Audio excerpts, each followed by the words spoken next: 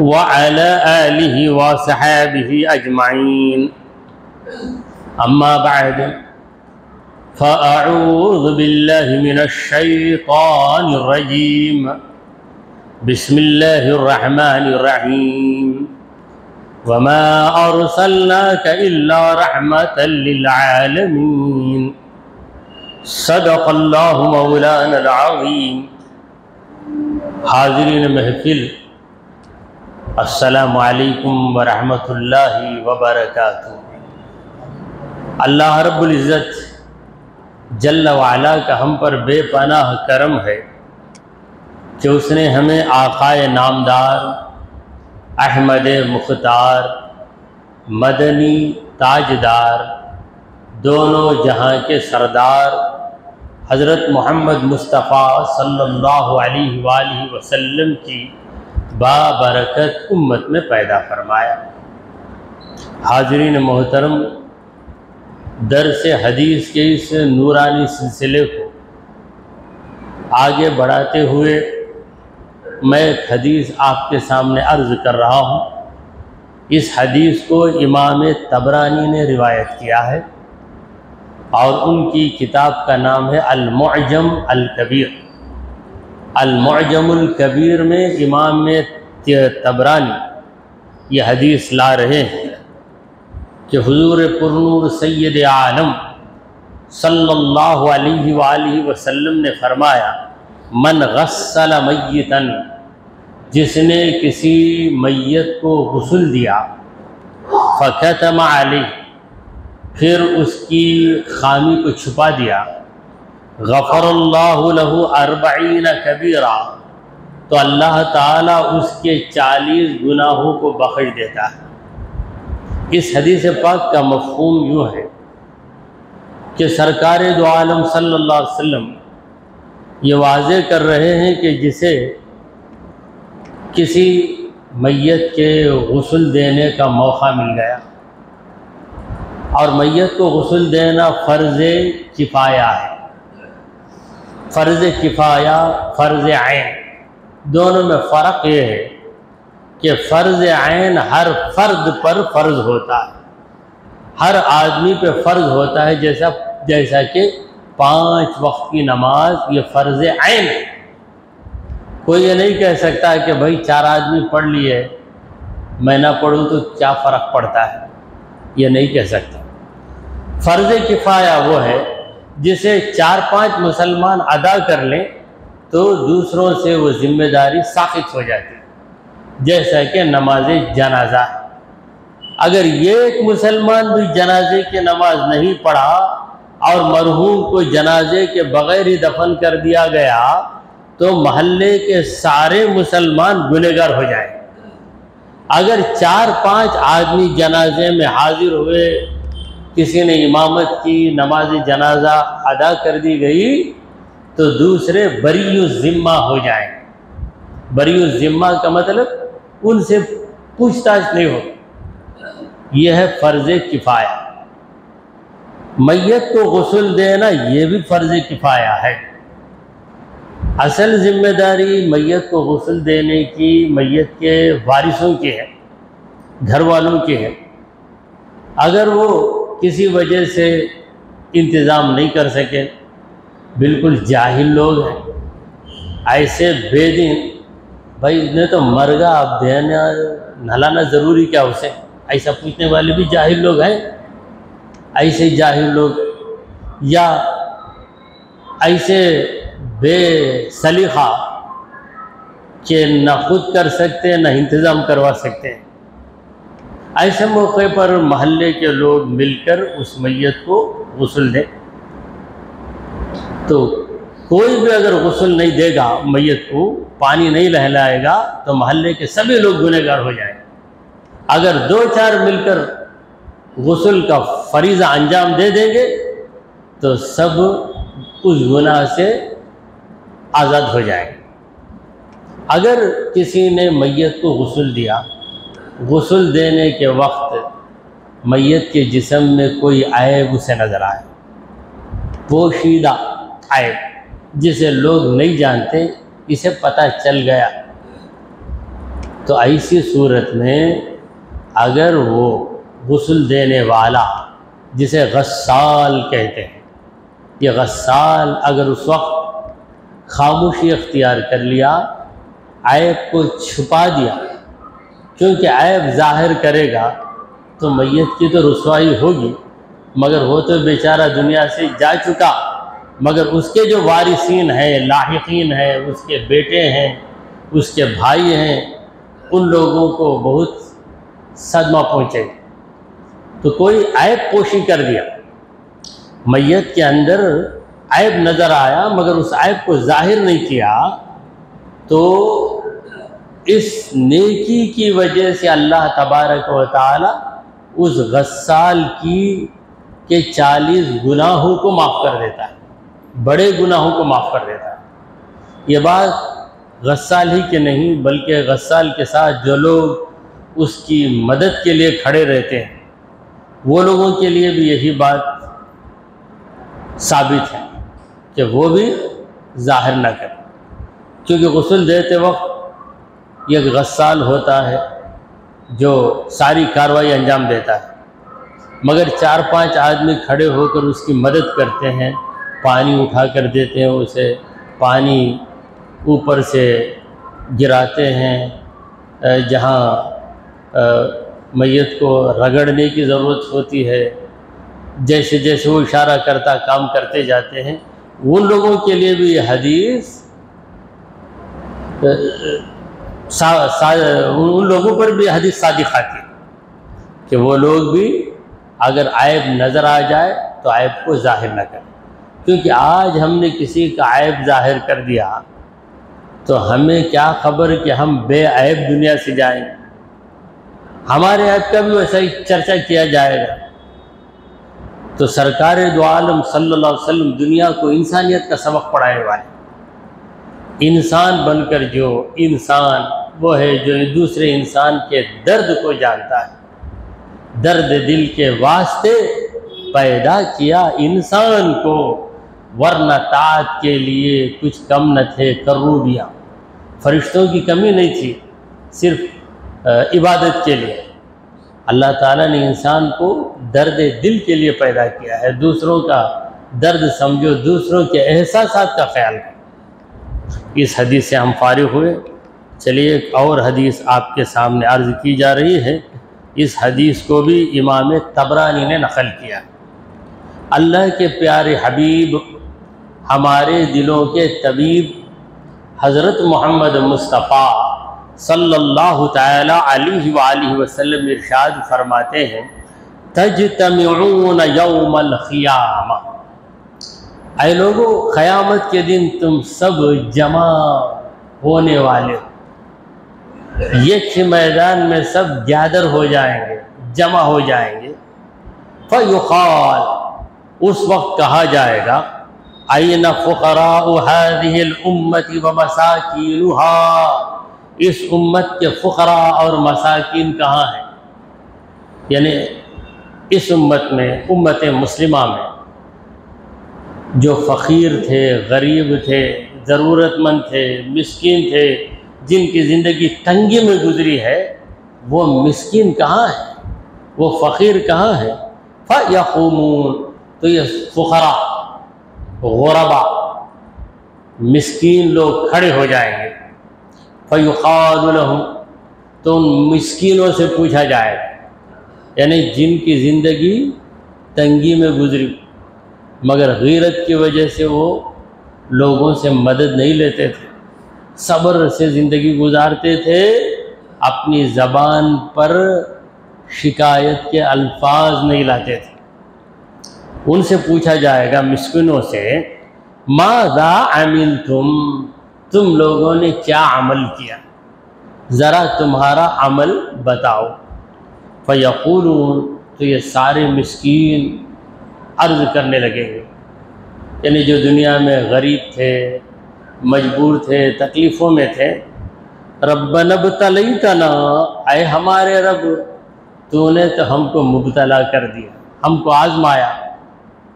फ़सबरना, हमने सब्र किया बस।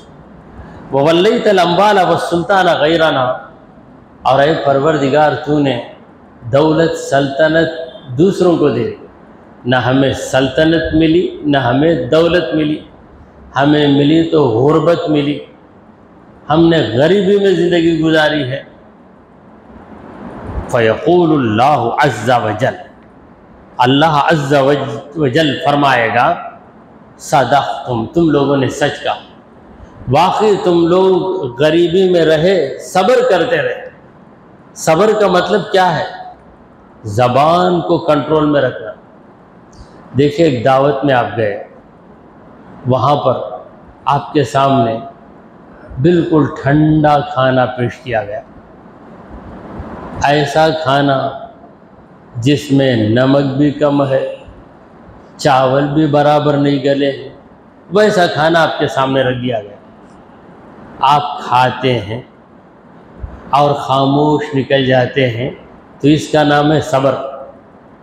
खाते हुए क्या खाना की नमक इसलिए है, इसमें चावल गला इसलिए है, ज़रा भी ठंडा होगा है, ये बोलेंगे तो इसका मतलब क्या? आपके अंदर सब्र नहीं।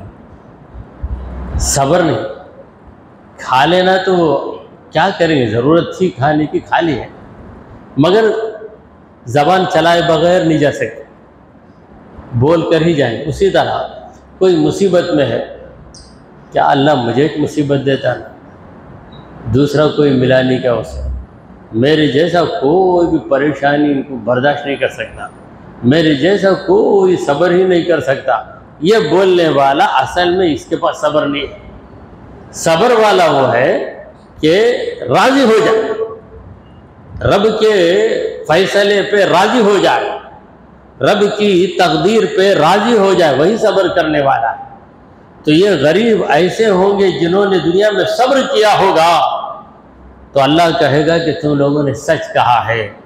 क़ाल, हुज़ूर अकरम सल्लल्लाहु अलैहि वसल्लम ने फरमाया, फ़यदख़ुलूनल जन्नत क़ब्लन नास, दीगर लोगों से पहले ये लोग जन्नत में घुस जाएंगे। गरीब पहले घुसेंगे। कैसा गरीब?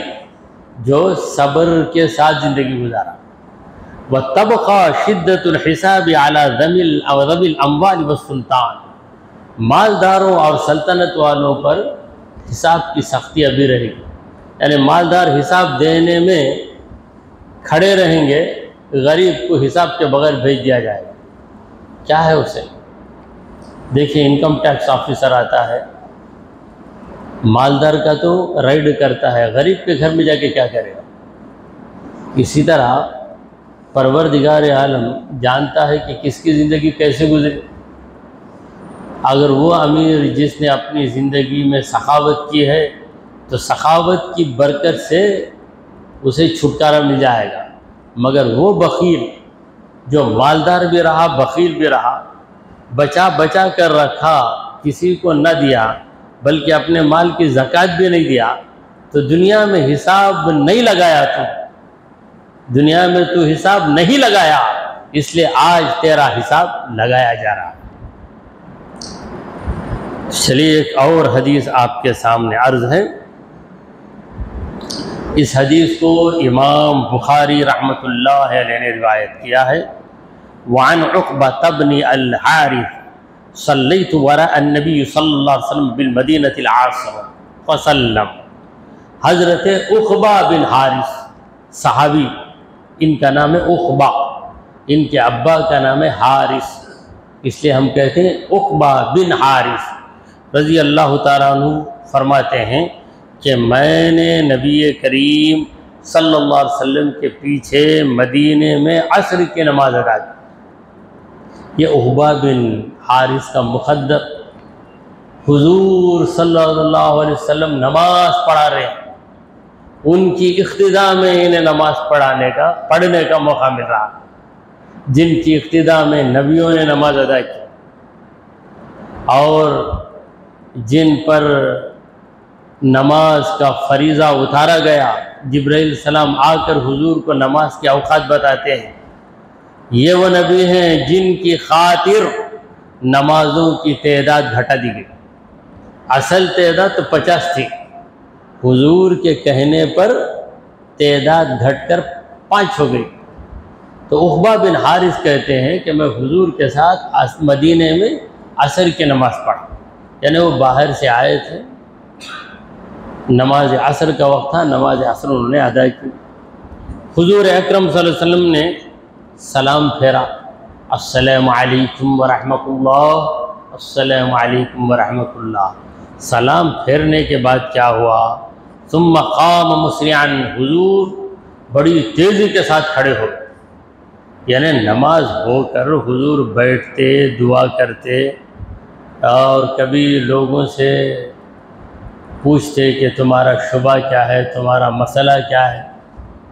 फजर की नमाज के बाद तो हुजूर बैठ जाते दुआ के बाद, लोगों से कहते कि तुमने क्या ख्वाब देखा, तुमने क्या ख्वाब देखा। बाज़ औक़ात हुजूर खुद बता देते कि ये ख्वाब तुमने देखा है।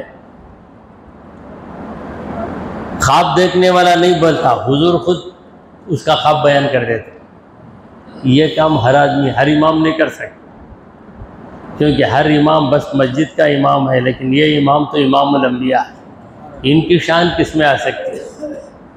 तो हुजूर अकरम सल्लल्लाहु अलैहि वसल्लम खिलाफ आदत असर पढ़कर जल्दी खड़े हो गए। फतहत्ता रिखाबन नास, सरकार दो आलम सल्लल्लाहु अलैहि वसल्लम लोगों को फलांगते हुए गए, लोगों की गर्दनों को फलांगते हुए गए, यानी ज़्यादा लोग थे मस्जिद में। सरकार दो आलम सल्लल्लाहु अलैहि वसल्लम लोगों को फलांगते हुए जल्दी जल्दी जल्दी निकल के मस्जिद के बाहर गए। इला बारी हुजर निसाई, हुजूर अकरम सल्लल्लाहु अलैहि वसल्लम की बीवियों के घर थे। मस्जिद नबवी के सामने हुजरात, हुजरात का माना क्या है, कमरे, कमरे थे। हुजूर की हर बीवी के लिए एक घर, पूरा घर एक कमरा, एक छोटा सा कमरा, बस उतना है। जैसे हम घर की तकसीम करते हैं, घर में BHK लिख देते, बेडरूम हॉल किचन, BHK हर जगह, एक बेडरूम रहना, एक हॉल रहना, एक किचन रहना।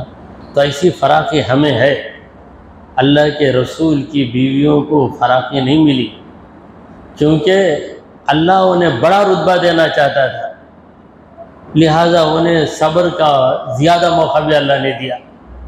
तो सरकार दो आलम सल्लल्लाहु अलैहि वसल्लम असर की नमाज पढ़ा कर उस दिन फ़ौरन खड़े और दौड़ते हुए, लोगों को हटाते हुए बाहर गए और एक घर में घुस गए। अपनी किस बीवी के घर में घुसे वो उन्हें याद नहीं।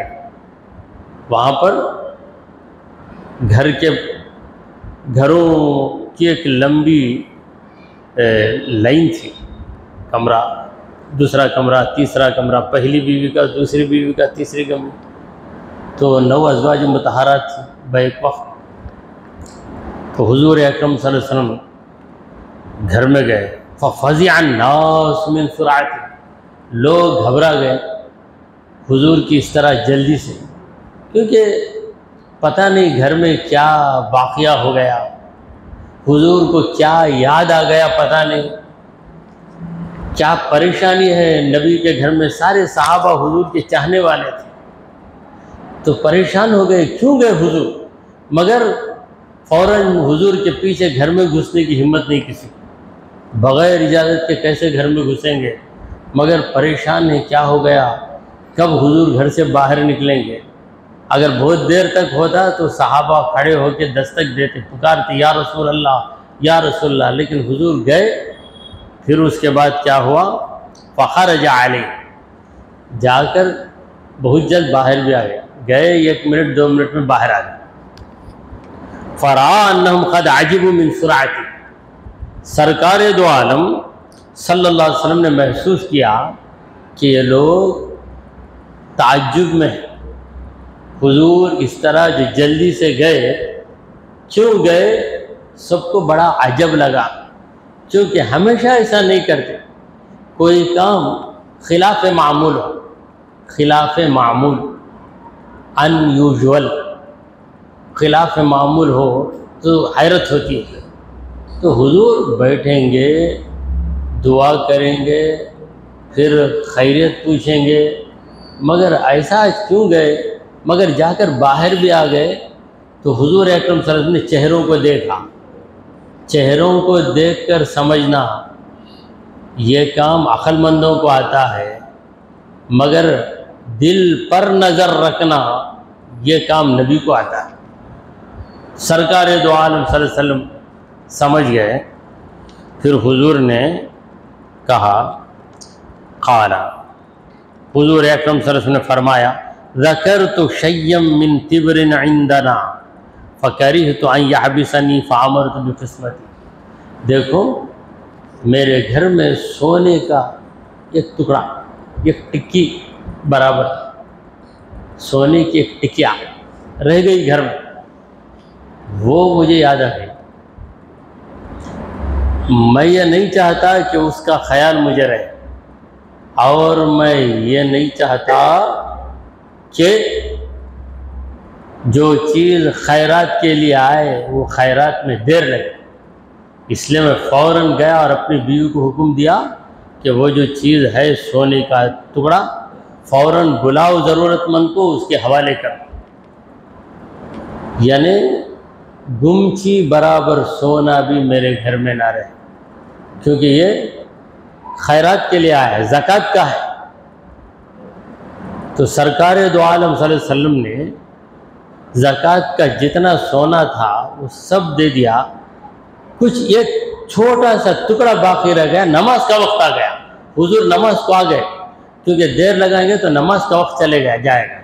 तो नमाज अदा होते ही दुआ तो बाद भी कर सकते हैं, दुआ बाद में भी हो सकती है। इतना वक्फा क्यों दिया जाए। फ़ौरन जाकर अपनी बीवी से कहते हैं कि देखो वो चीज़ जो रह गई है फ़ौरन इंतज़ाम करो, बुलाओ, गरीब औरत को बुलाकर उसके हवाले कर दो वो चीज़, ये कहकर हुजूर आए। यानी